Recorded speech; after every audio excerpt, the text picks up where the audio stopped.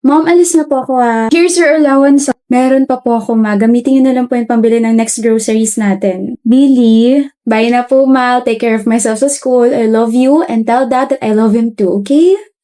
Ang batang yun talaga. Billy, kanina pa kita inaantay. Huwag mo naman masyado ipahalata na miss mo na agad ako. You know you're my savior pagdating sa ACADS. Pa-tutor ako sa part na to. Sabi ko na ginagamit mo lang ako eh. Billy naman eh. Dalisan ba dyan? Eto. Congratulations, Billy. You're running for highest honors college. You're really making us proud, ha? Keep it up. Thank you po. Hindi naman kailangan pumalakpak. Deserve mo naman talaga. Saan pa nga lalo pang nilakasan. The dress is giving, Billy. Thank you. You wanna get the link ba? Pwede? Hindi mo i-gatekeep? Hindi lang naman ako yung pwede magsuot ng damit na to. Thank you! Ang bait-bait mo talaga kaya ang daming humahanga sa'yo eh. Ano ka ba? Hindi naman. Anong hindi ka dyan? You have a perfect life, Billy. You're a very good friend, schoolmate, and classmate. Tapos your family is very, very rich pa. You're a loving girlfriend and may perfect relationship pa with Jules. Beauty and brains ka pa, tapos you're super kind pa. Baka lumaki ulo ko niyan ha? Wala kaming pake kahit maging megamind ka pa. We will still love you, Billy. Thank you, Laya. And you know my name pa? Oh my gosh! Of course, nagkaroon na tayong interaction dati, diba? How's your day, my love? Ganun pa rin, masaya, enjoy, and hindi boring. Tapos, running for highest honors ulit ako. And then, alam mo ba, I stumbled upon the schoolmate. Her name is Laya. Sabi ba naman niya, I have a perfect life. Perfect ka naman talaga. You're my perfect Billy. It feels weird lang, as in, sa buong buhay ko, ngayon ako nasabihan ng perfecto ako. Nobody's perfect naman. You're an exception, baby.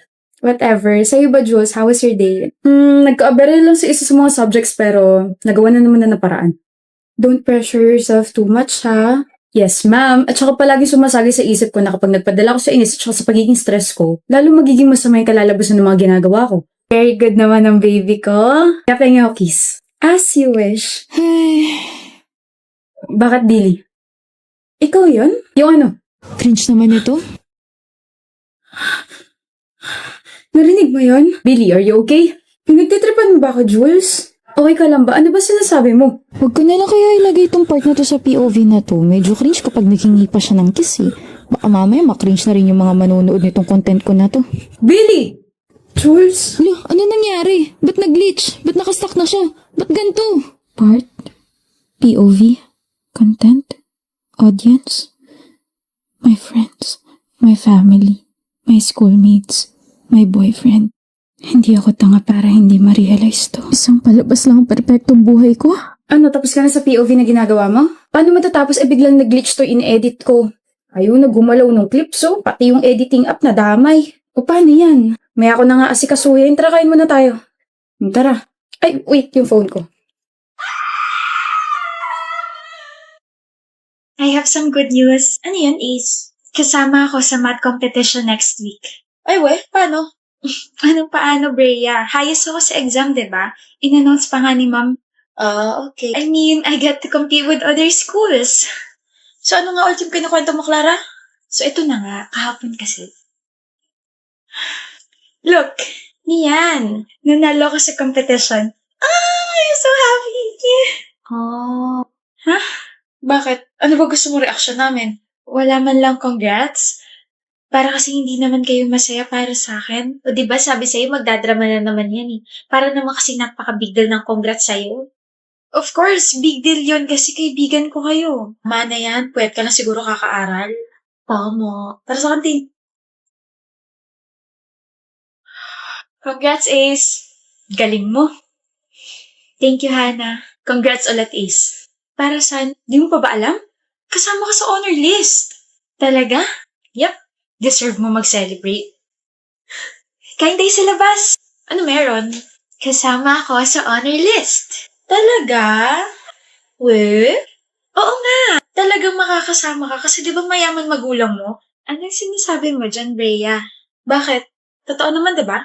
Kaya ka lang naman nagiging representative ng school, tsaka kaya ka kasama sa honor list kasi may kapit ka. Aminin mo na, friends mo naman kami. Oo nga, tsaka baka mamaya is pinangalan sa'yo kasi you're born to ace the quizzes and exams because of your connections. Hindi totoo yan. Nakita namin yung advisor natin na kausap yung mama mo nung nakaraan. Baka mamaya may bagong pinipish sa competition for Ace kapalit ng pera. How can you both say that? Wala kayong alam. Kaya kausap ni mama yung advisor natin kasi nagpapasalamat siya for guiding me. We're just saying na ang unfair kasi palaging ikaw Ace. Give chance to others naman. Nabibigyan naman ng pagkakataon yung iba. Sadyang ayaw nyo lang aminin sa sarili nyo na bobo kayong dalawa kaya ganyan kayo kay Ace. Hana, sabi mo? Sakit ba masampal ng katotohanan? You can even clap for her. Hindi nyo man lang masabi na, congrats Ace. Sobrang deserve mo yan. Hindi eh. Unang marka nyo sa kanya, puro pagdududa. Anong klase kayong mga kaibigan? Kaibigan namin siya. Kaibigan na Inglaterra dahil nakakaangat yung isa niyong kaibigan. Oo nga naman. Kaibigan nga talaga kayo.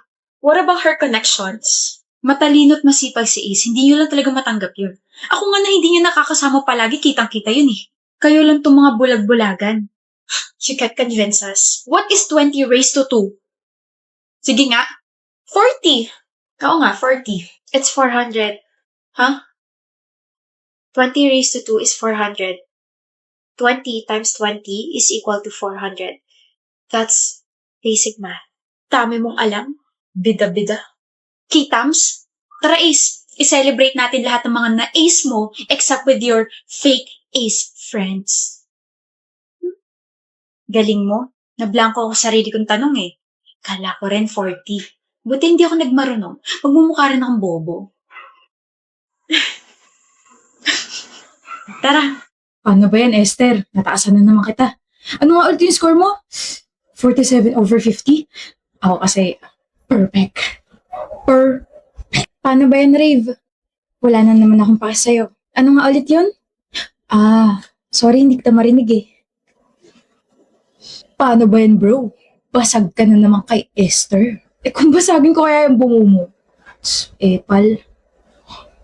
Mataasan mo ko ngayon pero alam naman natin mas matalino pa rin ako kaysa sa'yo, Esther. Hello? Naririnig mo ba ako? Sabi ko, hello? Crush mo ba ako? Ano? Masyado akong papansin tabi.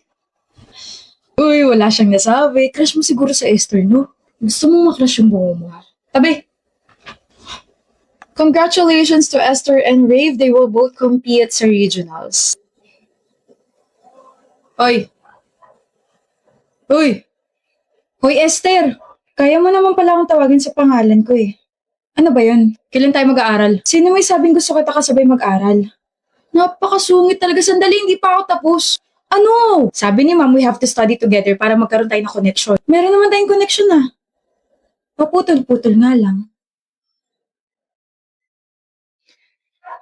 Hoy, Esther. Napabigay naman materials to review raw. Thank you. Yun lang? Bakit? Hindi mo ba kuya yayain mag-aral?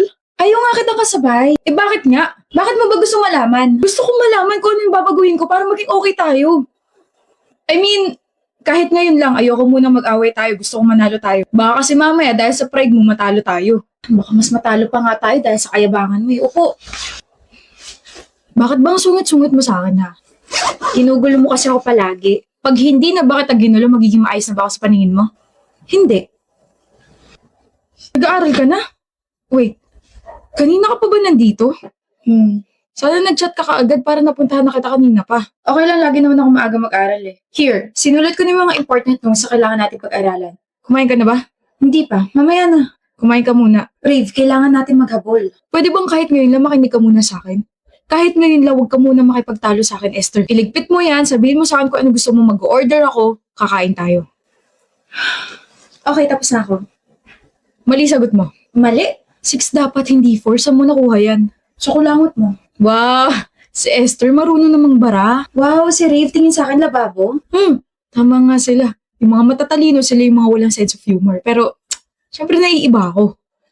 Aray ko, ituro mo na lang sa akin kung paano naging ganun yung sagot. Marunong ka naman palang umiti Huwag mo nga i-gatekeep yan. Ganda mo kaya. Ready ka na? Okay ka lang? Oo, kulang na sa tulog. Sabi ko naman kasi sa'yo, maaga ka magpahinga. Pwede bang huwag mo na akong pagalitan, Rave? Let's just finish this competition tapos bumalik na tayo sa dati. Why are you giving me that kind of attitude? Akala ko ba okay na tayo? Ano yung gusto mo ha? Yung dati? Na inaasar kita tapos ikaw wala kang pakialam sa akin? Ayoko. Pinakisamahan lang kita for extra points. Huwag kang umasta na close tayo. Gusto mo raw ako, Faith? Jover, kanino mo nalaman yan? Narinig ko sa mga block pates natin. So, gusto mo talaga ako? Oo, hindi ba pwede? May girlfriend ka ba? Wala akong girlfriend pero I'm not yet healed, so I don't want to commit sa isang bagay ko alam ko hindi pa ako po. It's fine. Maghihintay ako hanggat kaya ko. I mean, I waited for us to have a conversation for like a year. Ano ba naman yung maghintay ulit ako, diba? Na mag-heal ka from your ex. I don't want you to expect anything. Malinaw sa akin ang lahat, Jover. Thank you for being honest. I really appreciate it. Okay. Akala ko ba may something na sa inyo ni Jover, Faith? Nakita kayo magkausap last week o bakit hindi na kayo nagpapansinan? Hindi pa siya nakaka-move on sa ex niya kaya mas maganda if wag niyo na lang kami asarin kasi baka uncomfy siya eh.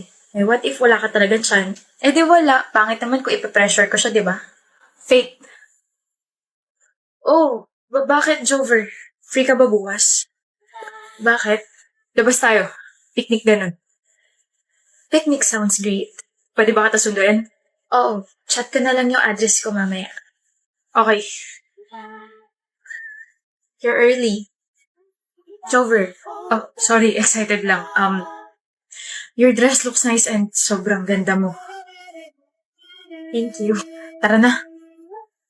It's been 8 months since our last conversation. Medyo weird lang sa feeling na magkasama tayo ngayon.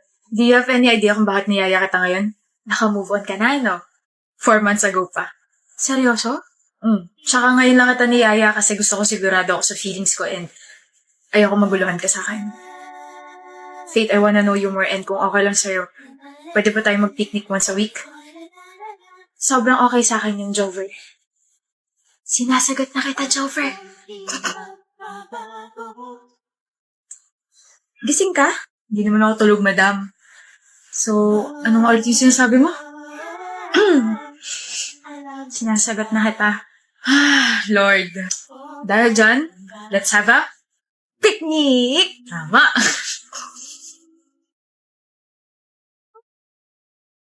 Hello po, tita. Iha yung anak ko. Bakit po? Ano po nangyari kay Jover? Papunta na po siya rito sa bahay namin. Sinaksak ang anak ko. Pinatay siya. Po? What's wrong, love? Jover. Love. Wala. Nightmare lang. Kala ko naman kung ano nangyari sa'yo. Go back to sleep. Tatabihan kita maya-maya lang.